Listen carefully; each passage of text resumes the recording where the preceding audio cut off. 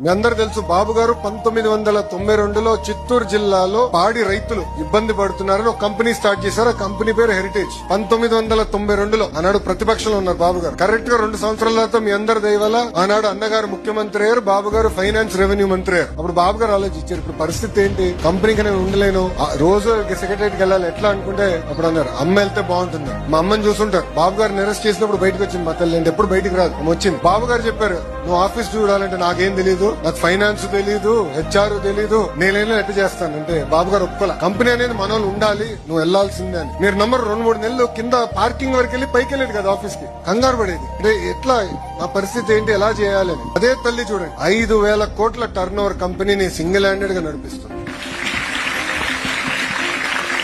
బ్రహ్మని కూడా తిరిగి వచ్చి ఇప్పుడు అదే కంపెనీలో పనిచేస్తాం, ఎగ్జిక్యూటివ్ డైరెక్టర్ గా పనిచేస్తాం. తల్లి ఈ రోజు నేను రోడ్ల మీద తిరగెళ్తున్నానంటే కారణం ఒకటి, బ్రహ్మని నా క్రెడిట్ కార్డు బిల్లు కడుతుంటాను.